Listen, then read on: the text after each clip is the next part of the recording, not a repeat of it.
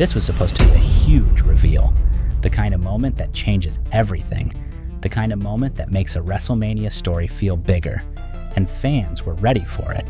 People were throwing out names like Ted DiBiase Jr. Some thought maybe Ted DiBiase would show up. Others were convinced it could be Ric Flair, a legend, a real surprise, something that actually adds weight to the story, because that's what WWE used to do.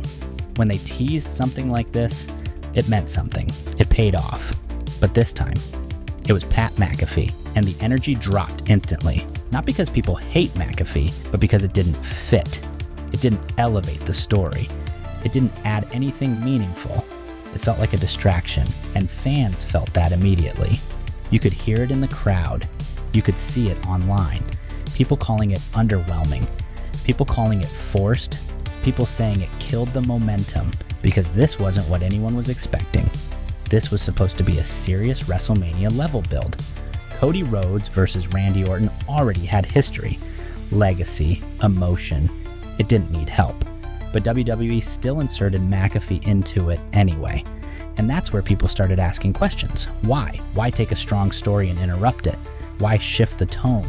Why turn something serious into something that feels like a segment? And when you start looking at the bigger picture, it makes sense. Because this doesn't feel like a wrestling decision. This feels like a corporate decision. This feels like something influenced by TKO Group Holdings, because ever since TKO took over, the priorities have clearly changed. Everything feels more focused on attention, on moments, on what can go viral, instead of what actually makes sense for the story. And this McAfee situation fits that perfectly. You take a recognizable name, you insert him into a major storyline, you create a moment people will talk about, even if it hurts the story. And that's exactly what happened, because the backlash was instant. Fans didn't just dislike it, they questioned it. They started saying this is what WWE is now. Forced moments, corporate decisions, stuff that looks good on paper, but doesn't feel right when you watch it. And it gets worse when you realize this isn't new. This is the same pattern fans have been calling out. Last year you had Travis Scott interfering in a major match. Another moment that felt out of place. Another moment that took away from something that didn't need it. And now it's happening again. Different person. Same result. That's why this hits so hard, because fans are tired of it. They're tired of stories getting interrupted. They're tired of moments being forced. They're tired of things that feel like they're made for headlines instead of fans.